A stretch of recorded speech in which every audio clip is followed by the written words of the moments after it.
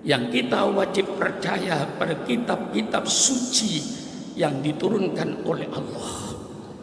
Kitab suci yang asli menurut Al-Quran. Kitab Taurat yang asli, kitab Taurat yang mana? Kitab Taurat yang firman Allah, yang Allah berikan kepada Nabi Musa, dan bukan perkataan Nabi Musa dan bukan perkataan pendeta-pendeta pada zamannya. Kita percaya pada kitab Injil, kitab suci yang diturunkan oleh Allah. Menurut Al-Quran, kitab suci Injil ialah firman-firman Allah yang diberikan oleh Allah kepada Nabi Isa untuk disampaikan kepada umatnya, dan bukan perkataan Nabi Isa dan bukan perkataan pendeta-pendeta pada zamannya. Pun begitu kitab Zabur, kemudian Allah turunkan sebagai nabi penutup. Tidak ada nabi lagi setelah Nabi Muhammad. Maka umat Islam tidak usah bingung. Kalau akidahnya sudah kokoh, siapapun yang ngaku nabi bukan Islam. Siapapun yang ngaku nabi bukan Islam. Karena agama Islam sudah ditutup oleh Allah dengan turunnya Nabi Muhammad. Maka Muhammadun aba ahadim mir rijalikum walakin Rasulullah wa khataman nabiyyin. Datangnya Nabi Muhammad ini, syariat Allah seluruhnya diturunkan oleh Allah yang terkumpul dalam kitab suci Al-Quran 30 juz.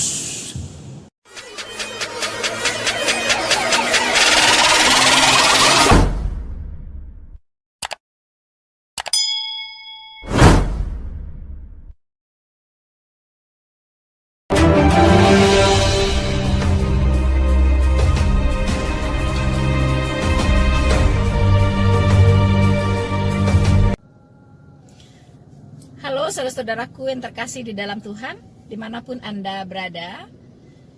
Saya berharap teman-teman semua dalam keadaan baik dan tidak kurang satu apapun.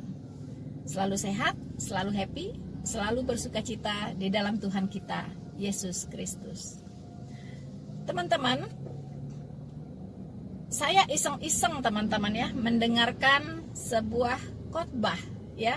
Khotbah dari seorang profesor ya, profesor namanya Profesor Kiai Sukron Makmun.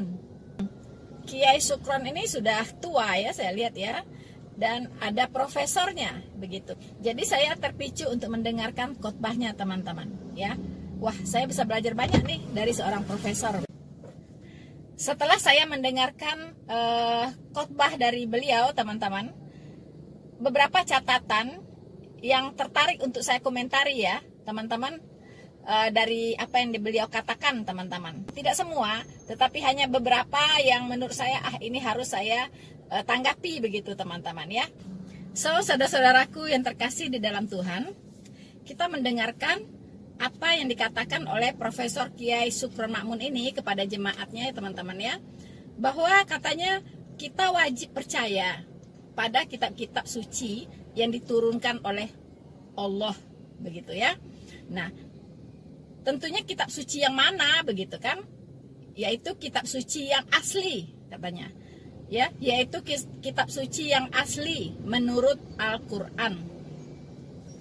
Teman-teman, saya mengerti apa yang melatar belakangi Profesor Kiai Sukron ini ya, mengatakan hal tersebut ya, yaitu tentang kitab suci yang asli menurut Al-Quran.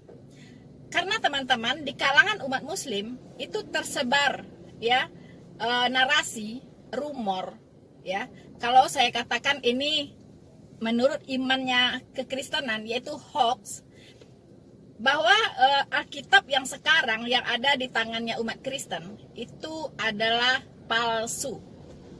Ya, sudah dipalsukan begitu. Teman-teman, saudara-saudaraku yang terkasih di dalam Tuhan, mengapa saya gencar menanggapi serangan-serangan terhadap Alkitab teman-teman ya? Karena Alkitab itu ya, itu adalah fondasi dasar dari iman kekristenan.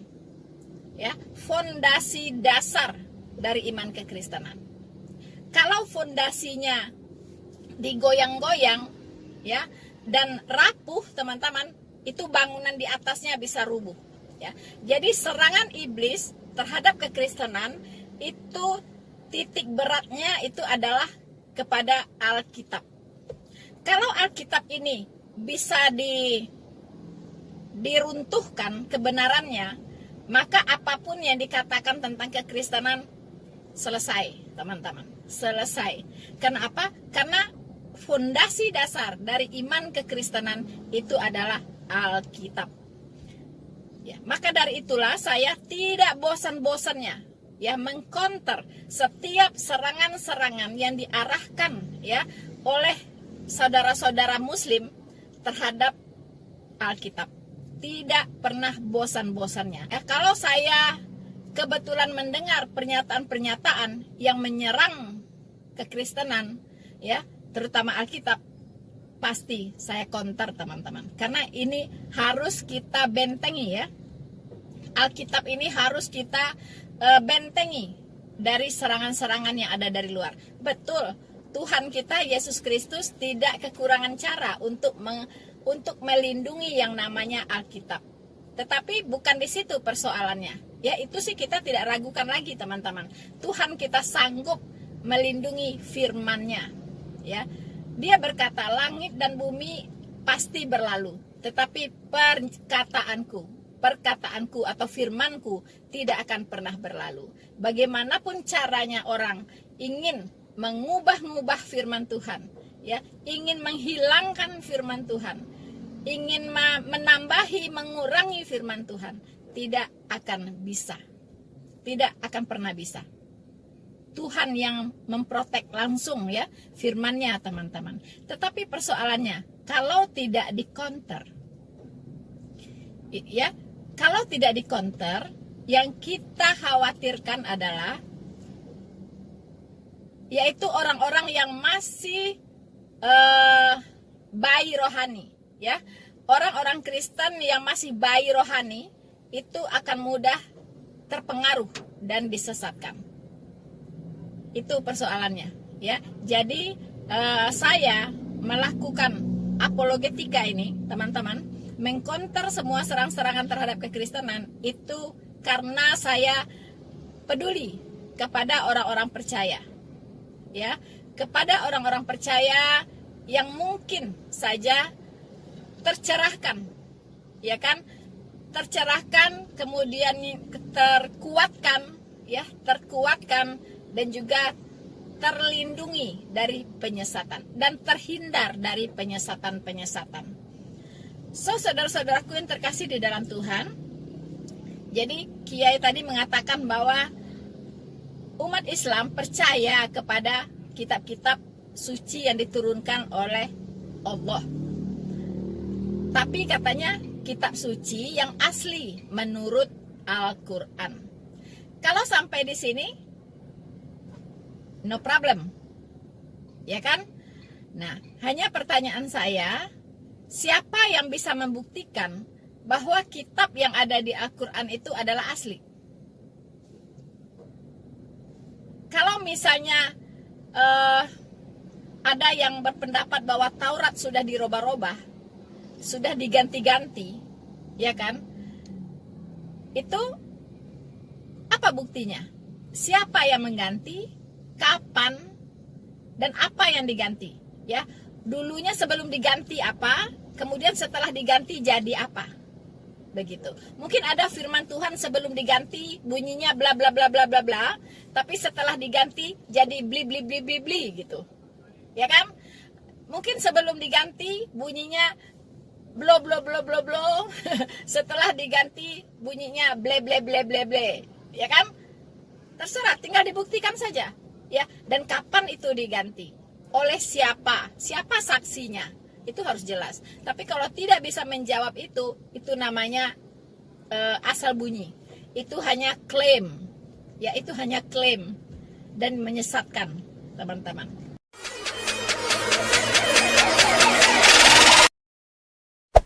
Hey there. subscribe to my channel. And also press this bell icon.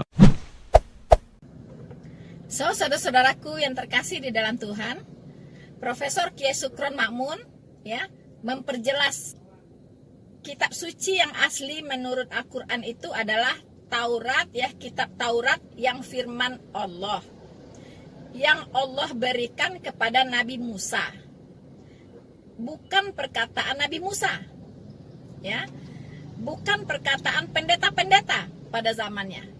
Sebelum saya menjawab ini, kita harus memastikan apakah Allah yang berfirman di dalam Al-Quran sama tidak dengan Allah yang berfirman di kitab Taurat. Nah, ini dulu ya, sebelum membahas lebih jauh apa yang difirmankan. Sekarang sumbernya dulu yang kita pastikan. Sama tidak? Di Alkitab yang berfirman itu adalah Allah Jehovah. Ya. Allah Jehovah yang eksis dalam 3 pribadi, yaitu Bapa, Putra, dan Roh Kudus. Nah, jika Allah yang ada di Al-Quran yang berfirman itu tidak mengenal Allah yang Esa, yang eksis dalam 3 pribadi, kita pastikan bahwa yang berfirman di Al-Quran dengan yang berfirman di Alkitab itu tidak sama. Ya, jadi tidak sama, teman-teman. Nah, kemudian Ustadz mengatakan ya bahwa di Al-Quran itu difirmankan oleh Allah ya, bukan perkataan Musa ya, bukan perkataan Nabi Musa, bukan perkataan pendeta-pendeta di zamannya. Ya pastinya di zaman Musa belum ada pendeta ya teman-teman. Ya, di zaman Musa belum ada pendeta, belum ada sekolah teologi, sekolah tinggi teologi ya, belum ada ya. Jadi belum ada memproduksi pendeta ya saat itu ya. Belum ada sekolah tinggi teologi Kristen, belum ada ya.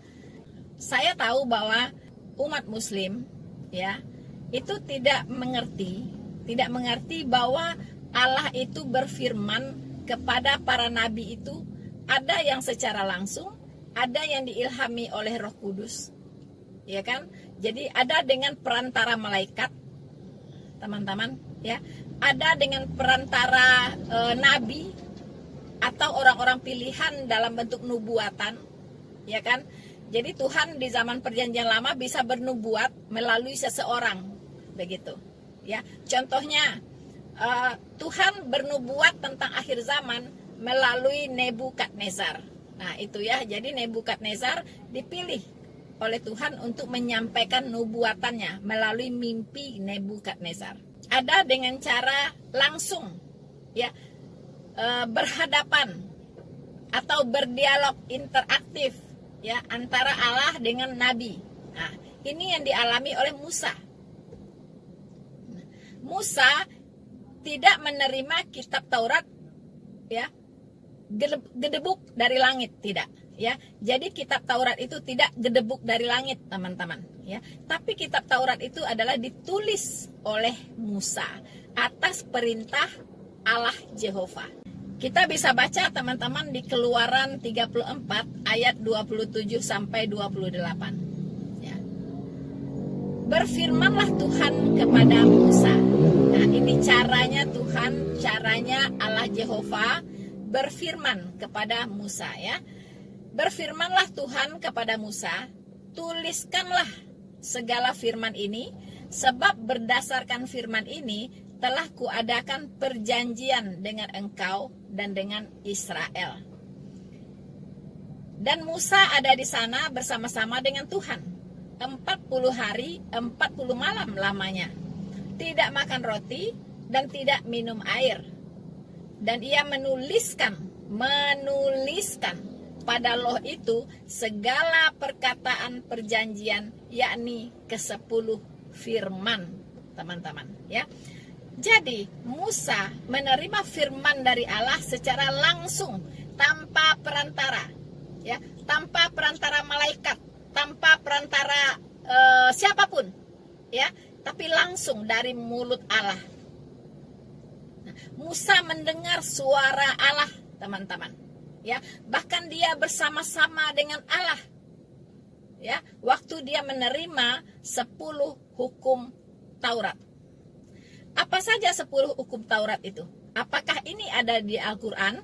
Silahkan teman-teman muslim cek ya, apakah 10 hukum Taurat yang diturunkan kepada Musa dan dituliskan langsung oleh Musa, ya, apakah ada di kitab Quran? Nah, kalau tidak ada, berarti siapa yang mengubah ya? Kenapa bisa berubah begitu? Atau kenapa bisa hilang? Nah, teman-teman, coba kita lihat apa saja 10 hukum Taurat ini, yaitu ke-10 firman yang disampaikan oleh Allah Jehovah kepada Musa. Saya bacakan Keluaran 20 ya teman-teman, yaitu ke-10 firman. Lalu Allah mengucapkan segala firman ini, ya saya mulai dari ayat 1 ya, dan seterusnya. Lalu Allah mengucapkan segala firman ini. Akulah Tuhan Allahmu yang membawa engkau keluar dari tanah Mesir, dari tempat perbudakan. Ya, kita tahu bahwa dengan dipimpin oleh Musa dan disertai oleh Allah, bangsa Israel keluar dari Mesir, ya, dari perbudakan, teman-teman. 10 hukum Taurat, yang pertama adalah jangan ada padamu Allah lain di hadapanku. Wow, ini Allah Alkitab, Allah Jehovah sudah mewanti-wanti ya kepada Musa, jangan ada Allah lain di hadapanku. Artinya tidak ada Allah selain yang berfirman ini, teman-teman. Tidak ada lagi Allah di luar sana, dimanapun, kecuali satu-satunya Allah yang Esa yang berfirman kepada Musa ini, teman-teman. 2, jangan membuat bagimu patung yang menyerupai apapun yang ada di langit di atas, atau yang ada di bumi di bawah, atau yang ada di dalam air di bawah bumi. Dan jangan sujud menyembah kepadanya atau beribadah kepadanya, sebab akulah Tuhan Allahmu, adalah Allah yang cemburu, yang membalaskan kesalahan bapa kepada anak-anaknya, kepada keturunannya yang ketiga dan keempat, dari orang-orang yang membenci aku. Teman-teman, ya, jangan membuat bagimu patung. Ya, bahkan bukan patung saja. Ya, kita lihat di ayat lain dikatakan jangan membuat bagimu patung, kemudian tugu berhala, batu berukir, ya kan? Itu dilarang semuanya. Ya, dilarang oleh Tuhan untuk dibuat dan menyembah kepadanya. Karena Tuhan adalah Allah yang cemburu. Hukum Taurat yang ketiga, jangan menyebut nama Tuhan Allahmu dengan sembarangan. Ya, jadi tidak boleh menyebut nama Tuhan dengan sembarangan. Makanya orang Yahudi dulu, ya, sebelum dia menyebut nama Jehovah, itu dia cuci tangan dulu, teman-teman. Ya, dia cuci muka dulu, dia cuci tangan dulu. Saking sakralnya nama ini, saking sucinya nama ini, teman-teman. Ya. Sebab katanya Tuhan akan memandang bersalah orang yang menyebut namanya dengan sembarangan. Ya. Dan juga sembarangan ini termasuk ini, teman-teman. Seseorang melakukan kejahatan, melakukan kekerasan sambil menyebut-nyebut nama Tuhan. Nah, itu ya. Sambil menyebut-nyebut nama Allah. Begitu. Nah, ini juga menyebut dengan sembarangan, ya. Masa melakukan kejahatan tapi berteriak-teriak menyebut nama Allah. Jadi itu sangat-sangat sembarangan, teman-teman. Kemudian ya hukum Taurat yang keempat, ingatlah dan kuduskanlah hari Sabat. Tapi ada nggak umat-umat Kristen yang tidak melakukan lagi hari Sabat? Ada, teman-teman. Kenapa? Karena ini adalah tata ibadah perjanjian lama. Ya, kalau di perjanjian baru itu tidak ada lagi, teman-teman. Semua hari sama baiknya. Tapi masih ada nggak Kristen yang sekarang masih mengudus-nguduskan hari Sabat? Masih ada, ya, masih ada. Itu saudara-saudara kita Advent hari ke-7, ya, itu masih melakukan ritual kuduskanlah hari Sabat. Hukum Taurat yang kelima yang diturunkan oleh Allah Jehovah kepada Musa, yaitu hormatilah ayahmu dan ibumu, supaya lanjut umurmu di tanah yang diberikan Tuhan Allahmu kepadamu. Ya, jadi jangan coba-coba melawan ayah dan ibu, umur Anda bisa pendek. Saya bukan nakut-nakutin ya, tetapi kalau orang menghormati ayahnya dan ibunya, itu ada bonus umur panjang, teman-teman. Ya, ada bonus dari Tuhan, umurnya panjang. So, saudara-saudaraku yang terkasih di dalam Tuhan, hukum Taurat yang keenam yaitu jangan membunuh. Jadi Tuhan tidak mengizinkan membunuh dengan alasan apapun. Ya, dilarang membunuh, jangan membunuh. Nah, banyak orang mengerti ya, jangan membunuh apapun begitu. Sampai binatang pun tidak boleh dibunuh. Ya, akhirnya tidak makan daging. Akhirnya vegetarian, teman-teman. Jadi kebablasan dalam memahami ini ya. Jangan membunuh. Itu maksudnya membunuh sesama manusia, ya kan? Membunuh sesama manusia. Kalau ayam ya mau dimakan ya dibunuh dulu dong. Sapi mau dimakan dibunuh dulu, ya kan? Jadi bukan begitu maksudnya. Bukan semuanya tidak boleh dibunuh, tidak. Kalau semuanya tidak boleh dibunuh, ya ngapain Tuhan ciptakan binatang buas, ya kan? Ngapain Tuhan ciptakan ikan-ikan untuk makanan manusia, ya kan? Mengapain Tuhan ciptakan hewan-hewan katanya untuk makanan manusia? Ya tidak perlu diciptakan kalau memang tidak boleh membunuh, begitu kan? Apalagi yang namanya membunuh atas nama agama. Wow, itu nggak banget, teman-teman. Itu tidak ada ajaran Tuhan di Alkitab ya tentang itu ya. Menghalalkan darah sesama manusia, teman-teman. Itu tidak boleh ya. Dilarang membunuh dengan alasan apapun dalam konteks sesama manusia. Ya. Tidak ada itu. Membunuh atas nama agama. Waduh. Itu ajaran dari mana? Jangan mencuri. Jelas ya. Jadi mencuri dalam bentuk apapun itu tidak boleh. Ya. Ada lagi orang mengatakan kalau Ustadz Abdul Somad bilang mencuri listrik boleh. Ya kan? Mencuri listrik, ya kan? Mencuri air boleh. No. Ustadz Somad. Semua perbuatan mencuri dilarang ya. Karena di 10 perintah Taurat salah satunya adalah jangan mencuri. Ya, termasuk mencuri air, mencuri listrik tidak boleh. Ya, termasuk menjarah toko kelontong tidak boleh, teman-teman ya, dilarang. So, ke-9, jangan mengucapkan saksi dusta tentang sesamamu. Jangan mengucapkan saksi dusta tentang sesamamu, ya. Tapi ada juga yang melegalkan saksi dusta katanya dengan tujuan melindungi saudaranya atau gimana, saya kurang paham ya ayatnya itu, teman-teman ya. Pernah dibahas juga saya dengar boleh bersaksi dusta demi kebaikan saudaranya gitu kan. Nah, ini ya tidak boleh. Kemudian 10. Nah, ini lihat ya. Hukum Taurat yang ke-10, jangan mengingini rumah sesamamu. Jadi jangan merampok rumah orang gitu kan. Orangnya diusir, kamu tinggal di sana begitu. Itu tidak boleh. Jangan mengingini rumah sesamamu. Bukan itu saja, jangan mengingini istrinya. Nah, ini ya. Kalau teman punya istri cantik, ya jangan pula pengen gitu kan. Ya, istrimu kasih gue dong. Nggak bisa begitu. Ya, jadi tadi mengingini rumah sesamamu, kemudian mengingini istrinya pula. Begitu. Kebetulan istrinya cantik. Pengen aja gitu kan. Udah tahu istri kawan diembat juga gitu, ya kan? Udah tahu istrinya ponakan diembat juga gitu. Jangan-jangan istri anak diembat juga, ya. Nah, teman-teman, tidak boleh, ya. Jangan mengingini istrinya atau hambanya laki-laki atau hambanya perempuan atau lembunya atau keledainya atau apapun yang dipunyai oleh sesamamu. Jadi apapun yang dipunyai oleh sesama kita tidak boleh kita ingini, tidak boleh kita ambil, ya, tidak boleh kita ambil. Mulai dari rumahnya, istrinya, budaknya laki-laki, budaknya perempuan, ya kan? Kemudian lembunya, keledainya, atau apapun yang dipunyai oleh sesamamu. Nah, teman-teman, seluruh hukum Taurat yang 10 ini, ya, 10 hukum Taurat, yang 10 hukum Taurat ini, ya, cukup dikerucutkan menjadi 2 hukum saja, yaitu kasihilah Tuhan Allahmu dengan segenap hatimu, dengan segenap pikiranmu, dengan segenap jiwamu, dengan segenap akal budimu.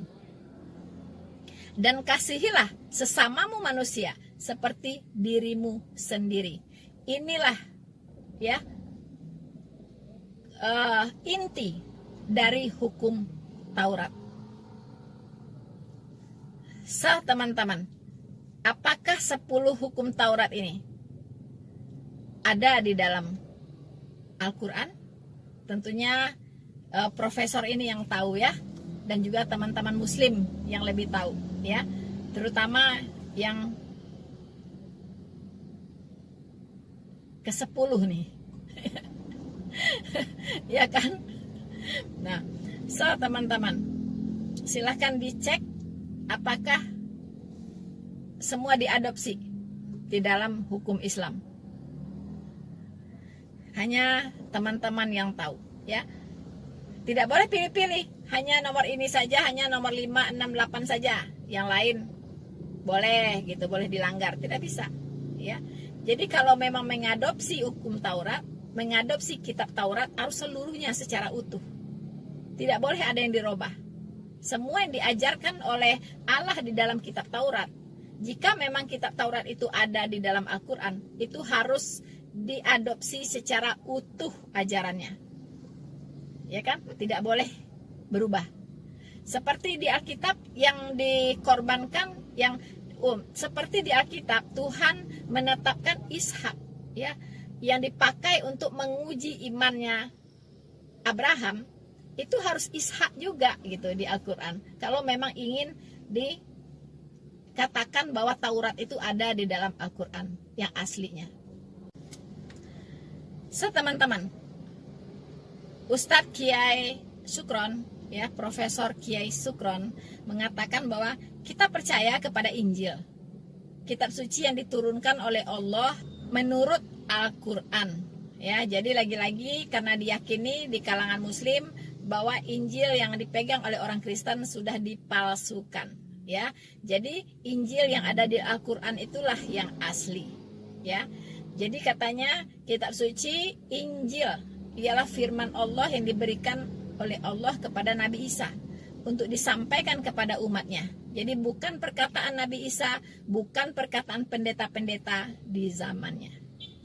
Jadi teman-teman, ya yang melatar belakangi narasi dari Ustadz ini adalah karena di dalam dunia ya, di kalangan Islam itu beredar rumor bahwa Injil yang dipegang oleh umat Kristen sekarang itu adalah sudah dipalsukan ya. Jadi Injil yang ada di Al-Quran itulah yang asli.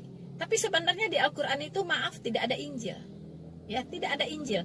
Apa arti Injil? Injil artinya kabar baik, dan di Al-Quran itu tidak ada kabar baik. Isa tidak membawa kabar baik ya. Apa itu kabar baik? Apa itu Injil? Injil adalah datangnya juru selamat yang adalah Allah sendiri ya, pribadi Allah kedua yaitu Putra, datang ke dunia ini menjadi manusia untuk apa? Untuk menyelesaikan dosa-dosa umat manusia ya, untuk menyelesaikan penghukuman atas dosa-dosa yang dilakukan oleh umat manusia, tentunya yang percaya kepadanya ya. Dia sudah membereskan dosa tersebut di kayu salib.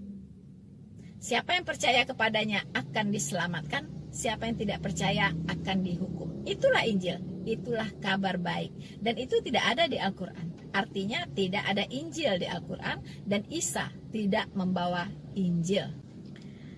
Saudara-saudaraku yang terkasih di dalam Tuhan, rupanya menurut Al-Quran, Nabi yang terakhir adalah Muhammad. Dan setelah Al-Quran tidak ada lagi pewahyuan, tidak ada lagi nabi. Karena tidak ada nabi lagi, maka tidak ada lagi pewahyuan. Itu apa yang dikatakan oleh Kiai Haji Sukron Makmun ya. Tetapi maaf ya, sebelum ada Islam, sebelum ada Muhammad, sebelum ada Al-Quran, Alkitab sudah mengunci pewahyuan terlebih dahulu ya. Wahyu terakhir itu diterima oleh Rasul Yohanes di Pulau Patmos ya, yaitu tentang akhir zaman. Wahyu terakhir ini itu sudah ditutup di kitab Wahyu 22 ayat 18 sampai 19, di mana Alkitab ini tidak boleh lagi ditambahi, tidak boleh lagi dikurangi. Bahkan Alkitab dikunci dengan kata amin. Ya, tidak ada lagi. Setelah Rasul Yohanes, tidak ada lagi rasul.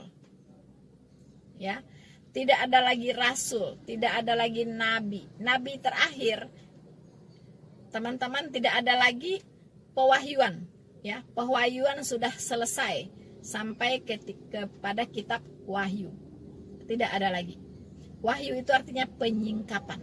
Ya, jadi semua sudah disingkapkan oleh Tuhan dari Kejadian sampai Wahyu, dari mulai penciptaan alam semesta ini dan segala isinya sampai berakhirnya alam semesta ini dengan segala isinya.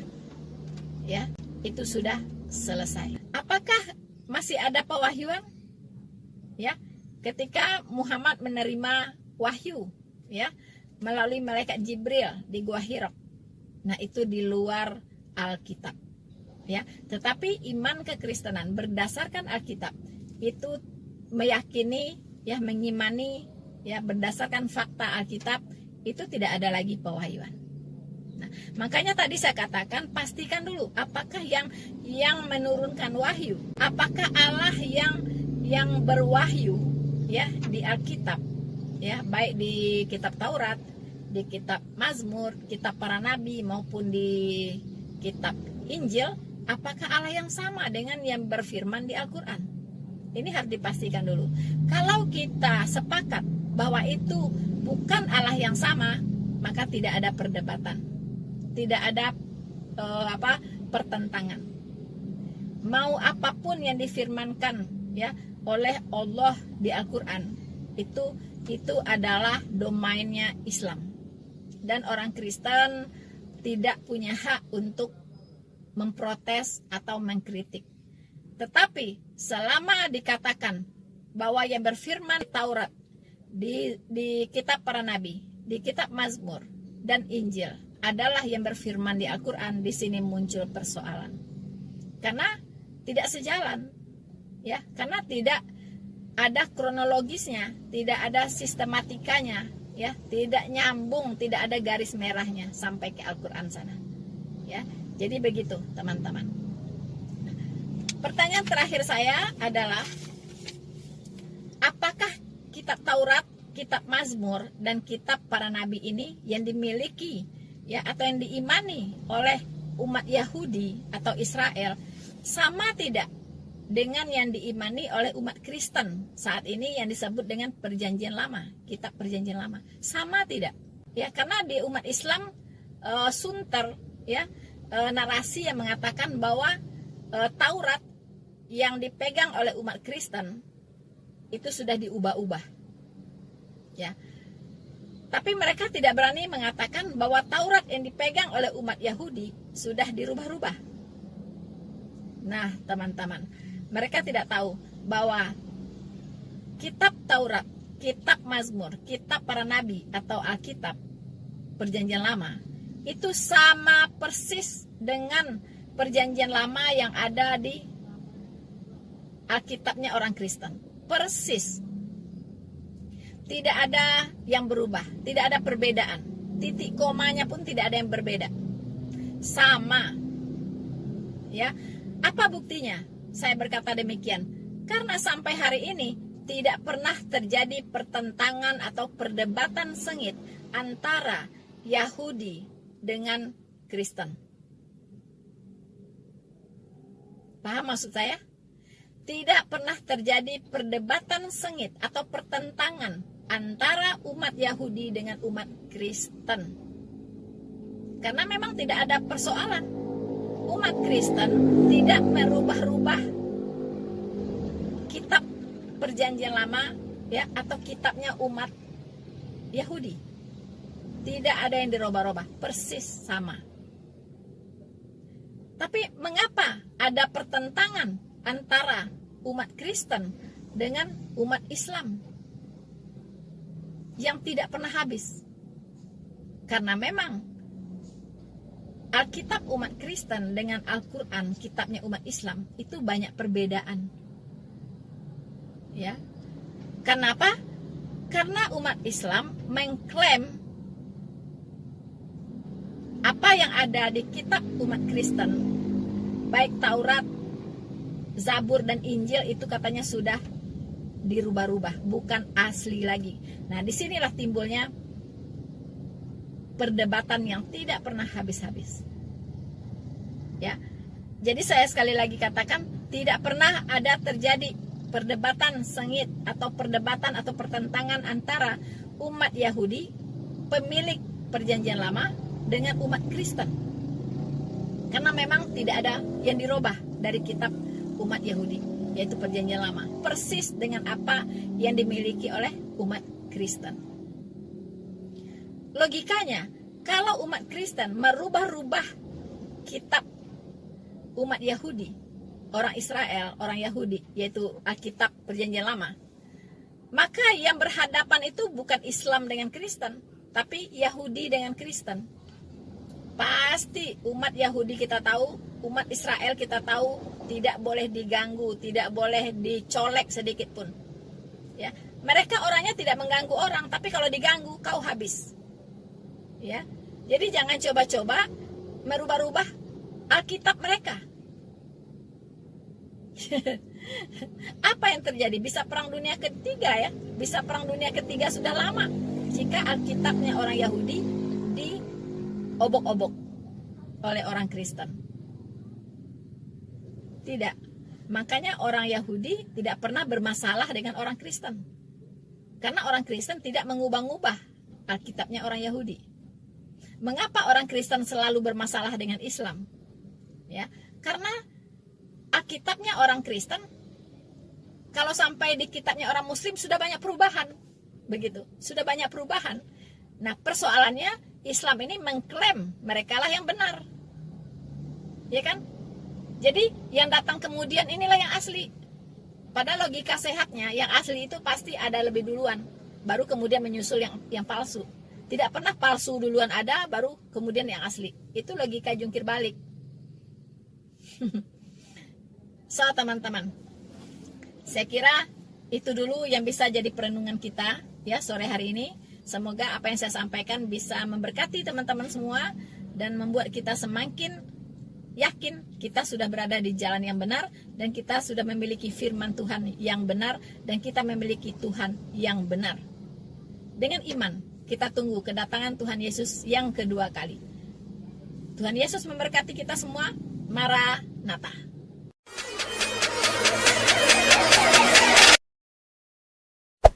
Hey there. Subscribe to my channel. And also press this bell icon.